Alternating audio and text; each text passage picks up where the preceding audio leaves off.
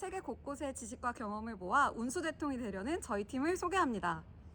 저희 팀의 이름인 운수대통은 모든 일이 잘 풀리기를 바라는 마음을 담고 있습니다. 저희는 세계적인 시각에서 통상 문제를 분석하고 글로벌한 해결책을 제시하고자 합니다. 감사합니다. 감사합니다. 네, 먼저 찬성팀 입론 시작해 주시기 바랍니다. 네, 찬성 측 입론 시작하겠습니다. 최근 세계 통상 지형은 환경과 노동에 대한 적극적 고려와 함께 새로운 물결을 만들어 나가고 있습니다. EU의 12AM을 필두로 탄소 및 환경 통상 개념이 확립되었고, 미국의 위구르 강제노동 금지법과 EU의 공급망 실사법 등으로 노동 및 인권의 통상 의제화가 대표되고 있습니다. 이러한 흐름에 대해 저희 측은 첫째, 노동 환경 이슈와 통상의 명백한 연관성, 둘째, 변화한 통상 지형이 허락하는 개도국의 지속가능 발전 도모 가능성, 셋째, 이 모든 변화를 통해 한국이 취할 수 있는 무역적, 외교적 이점을 근거로 해당 논제에 찬성합니다. 노동, 환경, 인권 등의 이슈에 대해 통상이 가지는 책임과 영향력을 부정하는 것은 불가능함은 물론 정의에도 위반될 것입니다. 현재 세계 GDP의 60%를 차지하고 있는 것이 바로 무역 분야입니다. 노동과 환경 이슈의 개선을 위해 세계의 협력이 간절히 필요한 지금, 노동환경 통상 의제화는 세계의 시선을 공통된 목표로 모아주는 더없이 좋은 방법입니다. 혹자는 이러한 변화가 개도국의 불이익을 필연적으로 수반한다고 말하기도 합니다. 그러나 이는 근시안적 시각입니다. 전 세계 FTA의 38개 WTO 엑스트라 조항을 분석한 결과 노동 및 환경 조항이 포함된 FTA를 체결한 개도국의 교역량은 유의미하게 증가했습니다. 즉, 결국 무역이 체결되려면 지속가능한 방향성을 견지해야 하는 것이 지금의 현실이라는 것입니다. 그렇다면 개도국은 노동, 환경, 친화 무역에 소프트 랜딩 해야만 하고 통상 의제화는 그에 큰 도움이 됩니다. 더불어 우리나라에게는 이러한 흐름이 하나의 기회로 작용한다는 것이 중요합니다. 환경과 노동 현실의 개선을 위해 필요한 비용이 적지 않은 것은 사실이나 강제노동 등을 통해 부당 경제 이익 등을 묵인하던 기업들이 시장에서 퇴출된다면 대체 수요는 창출될 수밖에 없기 때문입니다. 장기적 관점에서 탈탄소와 노동 및 인권 보호는 당연히 이행되어야 합니다. 우리는 당면한 현실을 직시하고 변화할 무역 환경에 적응할 필요가 충분합니다. 감사합니다. 마치겠습니다. 네, 다음으로 반대팀 입론 시작해 주시기 바랍니다. 네, 본격적인 입론에 앞서 반대 측의 두 가지 전제를 말씀드리겠습니다. 첫째, 1969년 조약에 관한 비엔나 협약의 대원칙인 당사자 간 자유로운 동의 원칙을 고려할 때 개발도상국의 주권 보호를 위한 선진국의 책임 있는 대안이 요구됩니다. 둘째, 미중 패권 구도 속에서 개발도상국 지역적 차원의 자유무역 협정은 필연적으로 국내법을 기반으로 한 무역 제재 조치가 연관되고 있는 현실을 고려할 때 미국의 IRA와 EU의 12AM과 같은 국내법을 기반으로 한 논의를 배제할 수 없습니다. 반대측 입론 시작하겠습니다. 첫째, 비무역적 가치의 통상 의제화는 개도국의 실질적인 손해를 발생시켜 국가 불평등을 이야기합니다. 웅크타드 보고서에 의하면 12AM과 같은 비무역적 가치를 통한 무역 제재 시 선진국은 19억 3,700달러의 소득 증가가, 개도국은 100억 800만 달러의 소득 감소가 예상되고 있습니다. 개도국은 선진국이 표준화한 엄격한 기준을 지키며 산업 구조를 전환시키기에는 선진국에 비해 현실적인 인프라가 부족하기 때문입니다. 둘째, 이러한 상황 속에서 통상 의제화는 환경 노동 문제를 해결할 수 있는 방안이 될 수 없습니다. 인프라 부족 상황에서 통상 정책을 통한 규범화는 개도국의 생산 역량만을 제한하고 저숙련 노동에 치중되어 있는 개도국의 일자리만 감소시킬 뿐 근본적인 문제 해결에 대안이 되지 못합니다. 셋째, 통상 의제화는 보호무역을 가속화해 종국적으로는 국제 질서의 혼란을 초래합니다. 근래의 공적 가치를 이유로 한 통상 의제화 흐름은 각국의 정치적 보호로 전락하였습니다. 공적인 가치를 위한 선의로 통상 의제화를 진행한다고 하여도 패권 전쟁 및 공급망 재평 등의 대외적, 대내적 불확실성 발생 시 통상 의제화의 방향은 자국의 이익을 위해 타국의 이익을 침해하는 수단으로 전락할 가능성이 매우 높습니다. 이상 입론을 마치겠습니다. 감사합니다. 네, 반대측 발언 시작하겠습니다. 입론에서 저희는 국제법의 원칙인 당사자 간 자유로운 동의, 프리컨센트에 대해 언급드렸습니다. 개도국이 입는 실질적 피해와 관련해서 실증적인 연구 보고 또한 존재하는데요. 웅크타드 보고서에 의하면 비무역적 가치를 통한 무역 제재 시 선진국은 약 20억 달러의 이득을 보는 반면 개도국은 100억 달러의 소득 감소 효과를 갖는다고 합니다. 과거 환경 오염을 통해 경제를 성장시켰던 선진국의 책임을 다하지 않는 것이죠. 실질적 피해 상황 속에서 통상 의제화에 명시적으로 반대하고 있는 현 상황에서 개도국의 주권이 명백히 침해당하고 있는데, 이와 관련한 대안 제시해 주신다면 보다 생산적인 논의를 위해 자유토론에 활용하도록 하겠습니다. 네, 이어서 첨언하겠습니다. 입론에서도 밝혀주셨다시피 반대 측은 우리나라의 국익의 관점에서도 도움이 된다라는 취지에서 말씀을 해주셨습니다. 그러나 현행 환경 노동 통상 의제화는 우리나라에도 부담이 된다는 사실을 말씀드리고 싶은데요. 산자부 통계에 따르면요, 22년 12월 기준 대한국 무역 규제에 대해서 총 26개국 198개에 달한다고 밝혔습니다. 규제 유형 중에서도 반덤핑 문제가 198건 중 140건 중으로 대다수를 차지했죠. 결국 보호주의로 대두되고 있는 노동 환경의 통상 의제화는 기존의 정부가 가지고 있던 부담과는 또 다른 성격에서 국익의 관점에서 부담으로 작용할 크다는 점 말씀드리면서 마치겠습니다. 네, 찬성 측에 대한 답변 드리도록 하겠습니다. 지금 당사자 간의 자유로운 동의 원칙 말씀해 주시면서 책무를 지지 않는 것이라고 말씀해 주셨는데요. 저희는 EU에서 제시하는 강제노동결부 상품 금지 법안, 이와 같은 통상의제화 법안이 책무를 지지 않는 것이 아니라 책무를 지기 위함이라는 점을 지적드리고 싶습니다. 그러니까 앞서 말씀하신 바처럼 강대국과 약소국 간의 어떠한 통상의제화 흐름이라는 것보다 다국적 기업이 약소국을 착취하고 있는 문제라는 차원에서 접근해야 된다는 말씀입니다. EU가 강제노동결부 상품 금지 법안을 발의한 이유는 간단합니다. EU를 거쳐서 시장에서 이익을 얻고 있는 다국적 기업이 EU 영내에서만 환경이나 노동권을 준수하고 해외, 특히 약소국에서 다국적 기업이 착취를 하고 있는 것을 막을 방도가 부족하기 때문입니다. 이러한 점을 규제하기 위해서 이런 통상의제화를 제시하고 있는 것이기 때문에 그 대안이라고 여쭤보신 것 또한 저희는 통상의제화의 필요성으로 말씀드릴 수 있겠습니다. 네, 첨언하겠습니다. 웅크라트 보고서에서 개발도상국의 소득 감소 효과에 대해서 말씀해 주셨습니다. 하지만 이 문제는 단순히 숫자로만 판단할 수 없습니다. 소득이 감소했지만 이 이면에는 개도국의 환경이 보존되고 노동 환경이 개선되었기 때문에 단순히 금액으로 측정할 수 있는 문제가 아니라는 점 짚어드리겠습니다. 네, 첨언 드리겠습니다.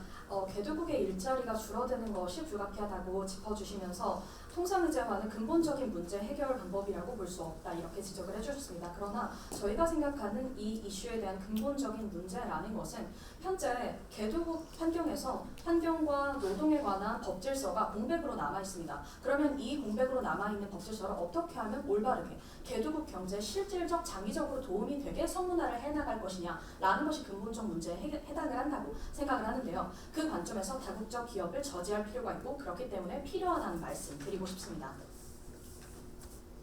네, 반대측 발언 이어가겠는데요.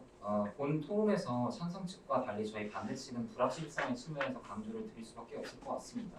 저희가 입론에서 주기적으로 이야기했었던 국제 질서의 혼란 같은 경우를 예를 들어보자면요.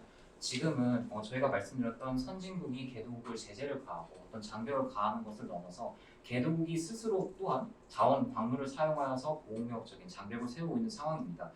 예컨대 친환경 상품을 생산하기 위한 8대 핵심 광물들에 있어서 아시아, 아프리카, 중남미 등에 위치한 개도국들이요.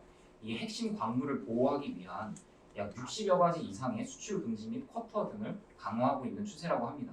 이미 스스로 이게 왜 그러한 원인이 있었냐면 이미 그 이전부터 국제사회에서 선진국의 누적 온실가스 배출 비율이 76%를 상회하는 상황 속에서 환경 오염으로 인해 경제 발전을 부과했던 선진국에 대한 개도국의 대응이었었고요.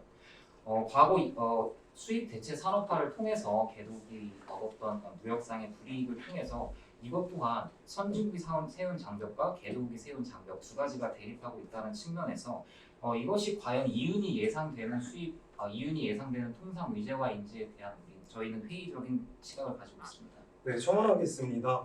환경 문제, 노동 문제를 해결해야 된다는 이제 당위성에 대해서 둘 다 문제의식에 대해 공감대가 생긴 것 같습니다. 그런데 실질적으로 이런 법안의 공백이 있다, 다국적 기업의 착취 문제를 막아야 된다라는 문제의식은 제기해 주시지만 실질적으로 어떤 ODA 자금을 마련하고 자금적으로 인프라를 마련해 주실지에 대한 대안은 여전히 미진한 것 같습니다. IEA와 IFD에서 공동 연구 보고서의 결과 2030년까지 그 목표를 달성하기 위해 연간 1조 1,000억 달러의 투자 금액이 필요하고 중국을 제외한 개도국들의 경우에는 투자 금액이 1,350억 달러에 그치고 있는 현실을 비교해 볼 때 여전히 실질적인 대안은 부족하다고 생각합니다. 네, 답변 드리도록 하겠습니다. 저희는 반대 측에서 제시해 주신 여러 가지 문제점들을 어떻게 하면 통상 의제화가 근본적 문제 해결에 해결책이 분명한 해결책이 될 수 있는 것이냐 그 메커니즘에 대해서 조금 더 자세하게 얘기해 달라라는 말로 이해를 했는데요. 저희가 계속해서 말씀드리지만 해당 문제를 선진국 대 개도국의 갈등 구도로 봐서는 안 됩니다. 그건 오해에 해당한다고 저희는 생각합니다. 그보다는 다국적 기업의 개도국 착취 그에 대한 국제사회 전체의 질서 확립 방법 이렇게 이해를 하는 것이 옳다고 느껴집니다. 좀 더 자세하게 말씀드리겠습니다. 그러니까 통상 의제화를 하게 되면 국가들은 노동과 환경에 대한 최소한의 표준을 준수할 수밖에 없게 됩니다. 그러면 이를 통해 만들어지는 것이 무엇이냐? 전 세계적으로 일관된 노동 및 환경의 제도적 안전망이라는 것이죠. 그리고 이 안전망은 무엇을 허락할 수 있느냐 하면 통상 의제화를 통한 개도국의 장기적이고 실질적으로 탄탄한 경제 발전, 선진 다국적 기업에 의한 착취 형태를 벗어난 경제 발전의 형태를 인정한다는 것입니다. 선진 다국적 기업은 어느 한 국가라도 노동 환경 규범이 명확하게 정립되어 있지 않은 상태, 즉 착취가 가능한 국가가 있다면 거기로 공장을 이전하고 본부를 이전해서 환경 및 노동에서의 부당한 이익을 착취할 것입니다. 그렇기 때문에 이것이 없도록 만들어주는 방향성이 저희가 견지해야 할, 국제사회가 견지해야 할 방향이라고 전 말씀드리고 싶습니다. 해당 부분에 대해서 첨언하겠습니다. 공통적으로 지적해주고 계신 부분이 그러니까 약소국 또한 보호무역을 하려고 한다. 강대국 또한 보호무역을 하려고 하고 이에 대한 공통적인 가이드라인이 부족하다는 말씀인 것 같습니다. 저희는 단순히 국내법에 한정해서 통상의제화를 바라보고 있지 않습니다. FTA 혹은 다자간 협의인 IPF 그리고 이러한 국내법을 통해서 가이드라인을 제시하는 것이야말로 보호무역적 차원으로 악용되지 않고 이러한 가이드라인을 먼저 제시한 이후에야 약소국에 대한 다국적 기업의 착취가 멈춰질 수 있다고 보는 것입니다. 네, 일단 반대측 자유토론 발언 잘 들었습니다. 그러나 국제정치적 현실을 고려했을 때 과연 이게 보호무역주의에서 기인한 것이 아닐까 확신하실 수 있겠습니까? 이는 선진국의 위장된 보호무역주의라고 주장하는 바입니다. 우리 현재 국제적 정치 현실은 세계화와 실패, 블록화가 진행되고 있는 현 상황 부정하실 수 없을 거라고 생각합니다. 이에 더해 미중 패권 가속화되고 있죠. 이러한 일련의 흐름에서 IRA나 위구르 강제노동과 관련된 법안이 도출됐다고 생각합니다. 이제 이러한 GBC 개편의 상황에서 부담 많은 개도국들에게 높은 수준의 규제는 감당하기 힘들 것이다 라고 주장할 수 있겠고요. 한 가지 반문드리고 싶은 게 있습니다. 과연 찬성 측은 작금의 통상 의제화 현실이 보호무역과 특정 국가의 견제의 의도를 담고 있지 않다고 어떻게 확신하실 수 있겠습니까? 이에 대한 명확한 근거 제시해 주어야 된다고 생각하고 네, 첨언하겠습니다. 다국적 기업의 관점에서 논의되어야지 선진국 간 개도국 간의 이제 벌서스 관계로 논의되어서는 안 된다라는 주장 자체는 다국적 기업이 어느 국가에 이제 치중되어 있는지 생각하면 간단히 해결될 문제라고 생각을 하고요. 안전망을 확보할 필요가 있다. 지역적 협력 체계 내에서 이런 문제들을 충분히 해결할 수 있다라고 하지만 저희는 현실적인 시장 상황 및 정치 사회적인 환경을 제대로 고려하자는 것입니다. 저희 측에서 말씀드렸던 현실적으로 이런 개도국의 인프라를 마련하고 이런 문제를 해결하기 위해서는 사회적인 여건이 먼저 고려될 필요가 있는데 이런 지점들이 단기적으로 그리고 통상 의제화 과정을 통해서는 어렵다는 지점을 실질적인 금액의 차원에서 메커니즘의 차원에서 설명드린 바 있습니다. 네, 추가로 이제 다국적 기업 말씀을 드려서 얘기를 드리겠는데요. 미국의 여한 기술 광물 연구소에 따르면 히토류 개발에 있어서 30개국의 총 180개 기업의 다자 기업이 275개 프로젝트를 참여하여서 환기 친환경적인 상품을 개발하고자 했는데요. 그 중에 성공한 것이 2021년 기준 단 4가지밖에 되지 않습니다. 또한 그 채굴 과정과 환경 오염의 문제로 인해서 무산되었던 사례 같은 것들을 추후 말씀드리도록 하겠습니다. 먼저 이게 어떻게 보면 선진국의 일종의 견제 수단이 아니라고 확정될 수 있느냐라고 여쭤봐 주셨습니다. 이 부분에 대해서 완전히 부정할 수는 없지만 이것이 완전히 견제 수단이라고도 보기 힘들다라고 말씀드리겠습니다. 위구르 강제 노동과 같은 경우에도 미중 패권 경쟁의 문제도 있지만 위구르 지역의 그런 불법 노동과 노예 노동은 명백한 진실입니다. 그리고 이거에 대한 뚜렷한 해결책 또한 이런 통상 의제밖에 존재하지 않는다는 점입니다. 첨언하겠습니다. 아까 높은 수준의 규제를 요구하는 것이 약소국에게 불합리하다고 말씀해 주셨습니다. 이유가 강제노동 결부 상품 금지 법안에서 명시하고 있는 강제노동이라 함은 처벌의 위협을 받는 이가 자발적으로 제공하지 않는 모든 노동 및 서비스를 이야기합니다. 이것은 높은 수준의 규제라고 보기보다는 인권을 침해하는 강제노동에 대한 기본적 요구라고 보는 것이 합당할 것입니다. 그리고 자금적 인프라에 대해서 마련해야 하고 그에 대한 고려가 이루어져야 하기 때문에 통상의제화가 효과적이지 않다고 말씀해 주셨는데 저희는 앞서 말씀드렸다시피 다국적 기업의 착취가 멈춰야 사회적 여건이 마련 가능하다는 입장임을 밝힙니다. 네, 그렇다면 반대 측에 한 번 더 여쭙고 싶은데 과연 통상의제화에 대해서 어떻게 정의하고 계신지 어떤 범주까지 보고 계신지 여쭙고 싶습니다. 네, 더불어서 첨언 드리겠습니다. 히토류 예시에 대해서 들어주셨습니다. 그리고 여러 기업들이 참여했지만 이것이 사실상의 실패로 끝난 것이나 진배였다 이렇게 말씀을 해주셨는데요. 저는 그것이 다자간 환경 구범이 경제 제재 없이는 성공할 수 없는 예시의 대표적인 사례라고 생각을 합니다. 그렇게 이해를 했습니다. 더불어서 이쯤에서 말씀드리고 싶은 것이 아까 노동환경 이슈의 해결의 필요성에 대해서는 저희 양측 다 공감한 것으로 확인을 했습니다. 그런데 불구하고 시장 현실이나 금전적 여건을 고려했을 때 통상의제화는 제대로 이것을 해결할 수 있는 대안이라고 생각할 수 없다고 말씀해 주시는데 그렇다면 무역에서의 노동환경 이슈를 어떠한 방법으로 해결을 할 수 있다고 생각하시는 건지 대안이 있으시면 여쭙고 싶습니다.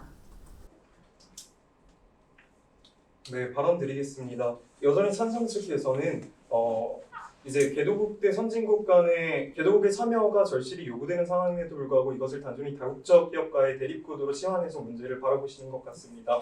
저희는 이런 문제를 해결하기 위해서 개도국의 참여가 절실하다는 점 지속적으로 말씀드리고 있습니다.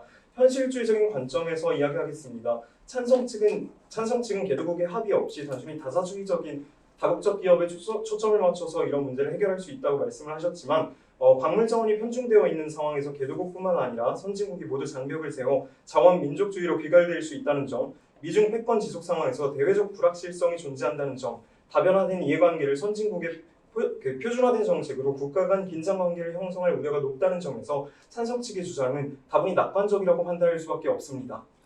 제가 말씀을 하나 드리고 싶은 게 있는데 이제 미국은 강제노동 방지법이라는 국내법을 말씀을 해주셨습니다. 이게 사실 1990년대 그리고 2000년대 초반 중국이 WTO에 가입을 하면서 미국과 중국 간 경제적인 밀월 관계가 굉장히 높아졌는데요. 그때가 20세기 후반 그리고 21세기 초반 미국에서 계속 강제노동 지속적으로 이루어졌던 게 사실입니다. 하지만 저희는 왜 국제질서의 혼란과 미중 패권 갈등으로 이 프레임을 짰냐면요.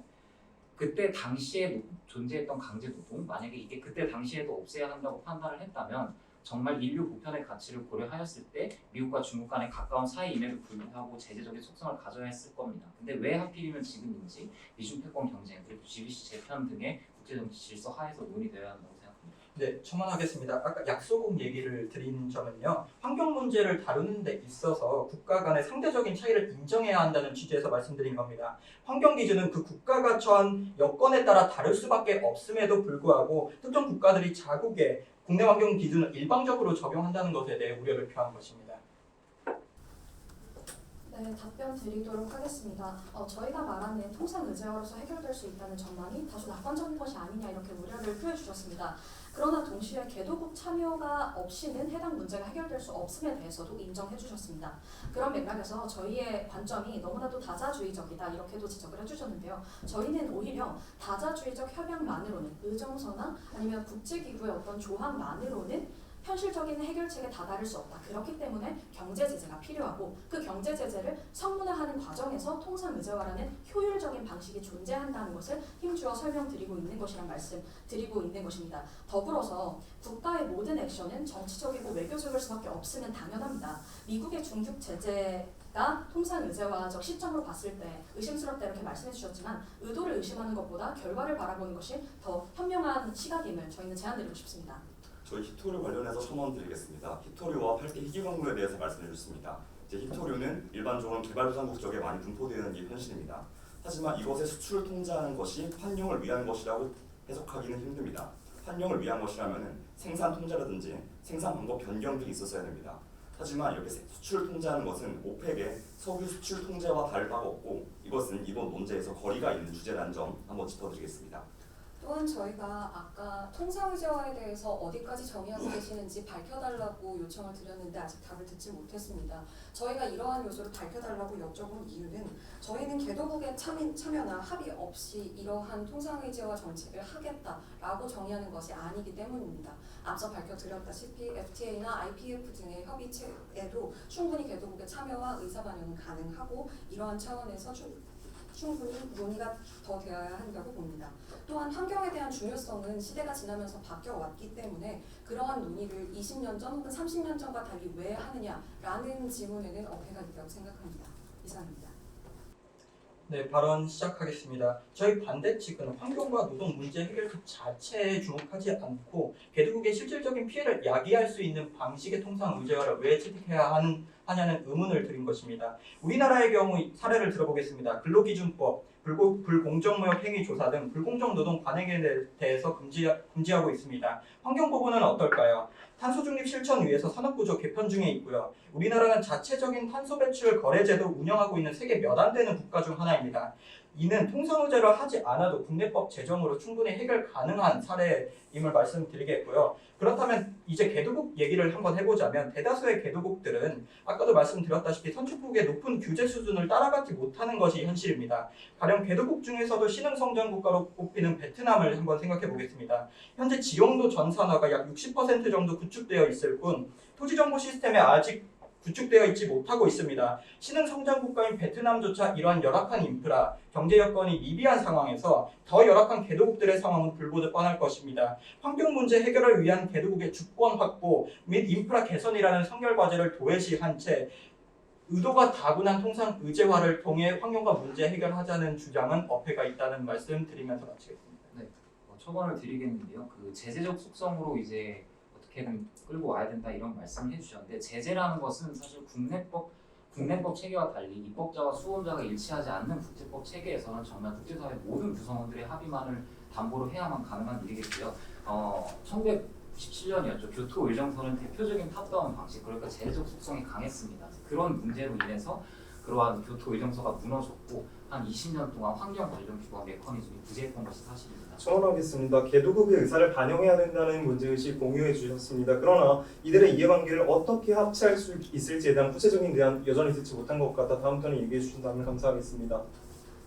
네, 저희 측에서도 대안에 대해서 계속 여쭙고 있는데 답변을 듣지 못한 것 같아 아쉽습니다. 인프라 개선의 우선성에 대해서 말씀해 주셨습니다. 그러나 그 인프라는 어떻게, 언제 개선될 수 있는지 여쭙고 싶습니다. 개도국의 열악한 환경에 대해서도 짚어주셨습니다. 하나의 사례를 말씀드리고 싶습니다. 인도네시아는 나이키의 전 세계 생산 기지 중에 세 번째로 큰 공장을 보유하고 있습니다. 14만 명의 노동자가 나이키 인도네시아 하청 공장에서 시간당 50센트, 그러니까 약 한화로 530원 정도를 받으면서 일하고 있습니다. 이는 인도네시아 평균에도 미치지 못하는 임시 숙소비 정도만 겨우 충당할 정도의 임금에 해당하는데요. 이런 것이 정말로 개도국이 놓인 열악한 노동의 현실이라고 저는 말씀드리고 싶습니다. 그렇다면 이걸 어떻게 해결해야 하느냐라는 것은 공급망 실사법 등의 국제적인 통상 의제화 없이는 경제 제재 없이는, 즉 경제 제재 없이는 해결될 수 없다는 말씀 드리고 싶습니다. 네, 첨언하겠습니다. 아까 인프라 설립의 중요성에 대해서 말씀해 주셨습니다. 저희도 그 부분에 대해서 동의하는데요. 이것은 인센티브와 페널티 동시에 갈 부분이지 인센티브만 할 건 아니다라는 부분을 짚어드리겠습니다. 또한 한국의 사례를 들면서 한국은 자체적으로 인권이라든가 환경 측면에서 개선됐다고 말씀해 주셨습니다.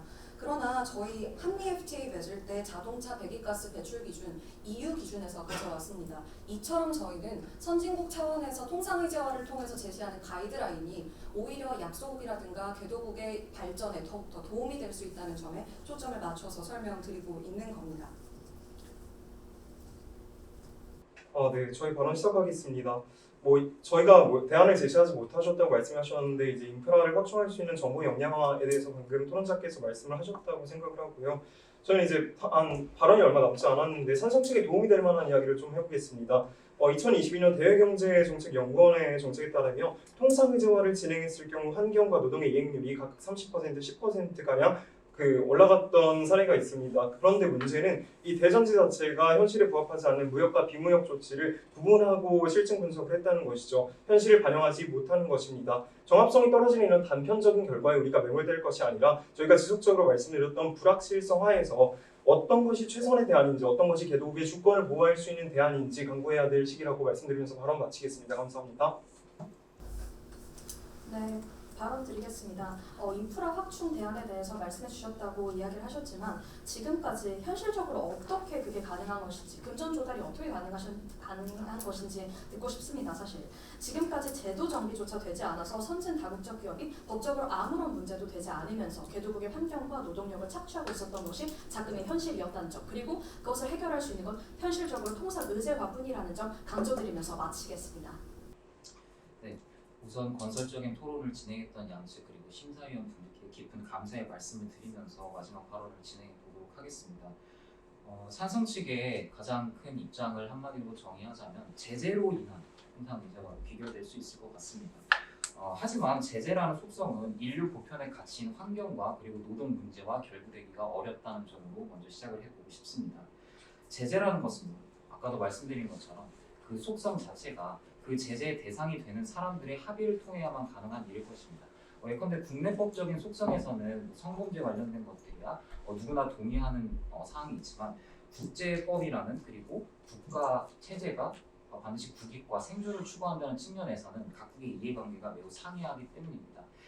저희가 본 토론에서 누차 강조했었던 선진국 위주의 기준을 설정하기 위한 통상 의제와 보다 좋은 말입니다. 하지만 그 의제화로 인해서 찬성 측이 말씀해 주셨던 제재라는 속성이 확실히 그리고 정확히 찬성 측께서 말씀해 주시는 것처럼 이행되었을 경우에만 찬성 측의 주장은 의미가 있을 것이라고 생각을 드릴 수밖에 없습니다. 저희가 마지막으로 드리고 싶은 말씀이요. 유엔 지속 가능한 발전 목표, 유엔 지속 가능한 발전 목표라는 것이 있죠. 거기서도 지속 가능한 무역에 대해서 언급하고 있습니다. 하지만 거기서는 반드시 개독에 대한 관세를 면제하고 지금처럼 제재적인 속성에 대해서 언급한 것은 단 하나도 없었습니다. 그것이 과연 찬성 측이 말씀해 주셨던 공통에서 말씀해 주셨던 발언들과 어떤 유의미한 관계가 있는지 저는 잘 모르겠고, 마지막으로 CPTPP와 IPEF를 통한 다자적인 합의체도 말씀을 해주셨습니다. 하지만 CPTPP와 IPEF의 구성국은 12개 국가고요. 대부분은 미국, 한국, 영국 등 선진국에 해당합니다. 저희 토론자께서 지속적으로 말씀해 주셨듯이 선진국의 기준을 맞출 수 있는 그 개도국들과의 논의에서 많은 논의가 그치고 있다는 점으로 마무리하고 싶습니다. 감사합니다. 찬성 측 마무리 발언 시작하도록 하겠습니다. 저희 팀은 노동 환경 이슈와 통상 정책 간의 명백한 연관성과 해당 이슈의 준차 대응을 바탕으로 통상 의제와의 의의를 역설한 바 있습니다. 앞서 동의해 주셨다시피 국제적 협력 없이 해당 이슈의 해결은 요원합니다. 그러한 측면에서 통상 의제화는 전 지구적 행동을 촉구하는 효과적인 방식이자 합리적 조치입니다. 개도국의 주권을 말씀해 주셨는데 개도국이 자행하고 있는 기본권과 인권 침해, 그것이 주권의 영역이라고 속한다고 해석하기는 어려울 것 같습니다. 지금 어떠한 해석적인 측면에서의 근거가 있냐고 요청해 주셨는데 현재까지도 통용되는 가트 20조, 천연자원의 보존 및 공중도덕의 보호, 인간을 생명과 건강으로부터의 위협으로부터 보호하기 위한 정당한 조치는 국제법 상으로도 법리적 실정적 측면에서 부합합니다. 또한 윤리적 정당성에 대한 현실주의적 우려를 고려하더라도 통상의제화는 최선의 조치입니다. 앞서 논증한 바와 같이 이것이 강대국에만 유리한 보호무역적 조치이며 약소국에게 불리하게 기능한다는 것은 기우에 불과합니다. 통상의제화는 해당 문제를 해결하는 데 기여하며 그리고 개도국의 노동 및 환경친화 무역으로부터 기조의 변화에 긍정적으로 현재도 작용하고 있습니다. 이러한 면을 고려할 때 이것을 단순하게 교활한 사다리 걷어차기로 요약할 수는 없다는 입장입니다. 제재와 인센티브는 분명히 공유 가능한 부분입니다. 심각한 수준의 인권 침해나 환경 파괴가 대부분 다국적 기업의 기업 활동과 연관되며 그 발생하는 위치가 개발도상국에서 발생한다는 점 다시 한번 짚겠습니다. 이는 국가적 차원에서 가이드라인이 부족하고 제대로 대처할 능력이 부족하기 때문에 일어나는 일입니다. 환경과 노동에 대한 국제적 인식 제고는 이미 보편적 요구의 영역이고 이에 대한 효과적 제재책 그리고 지속가능한 노력에 대한 노력 의무 가이드라인을 먼저 제시하는 것, 이러한 차원에서 환경과 노동에 대한 통상의제화는 분명히 효과적인 방안으로 작용할 것이라고 말씀드리겠습니다. 감사합니다.